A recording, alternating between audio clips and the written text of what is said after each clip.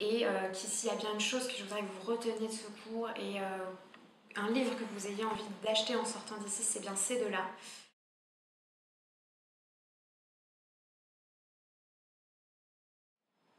Il y a deux grandes œuvres qui vont complètement incarner ce courant. La première s'appelle Désert solitaire. Désert solitaire, ça a été écrit par un Américain qui s'appelle Edward Abbey et qui était ranger dans un parc national dans l'Utah.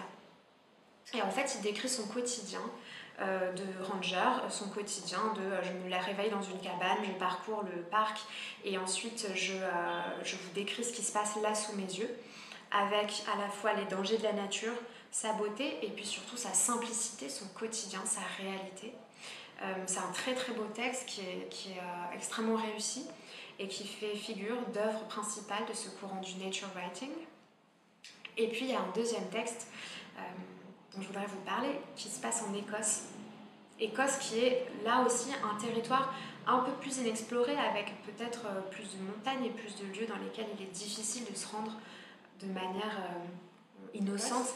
Néanmoins, ce que l'autrice raconte du livre dont je vais vous parler, La montagne vivante, Nan Shepherd, ça va être aussi ce quotidien, ces balades quotidiennes qu'elle va faire chaque jour pendant des semaines, des mois, des années, puisqu'elle y a vécu, et qui vont lui permettre d'observer les évolutions de la nature dans ses saisons, dans ses horaires et dans tout ce qui va constituer la réalité absolue de la nature.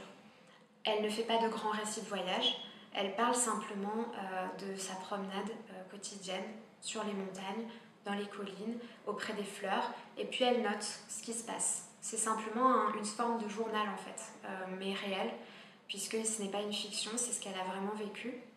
Et c'est un livre vraiment magnifique et fabuleux pour comprendre l'écosystème de cette Écosse magnifique.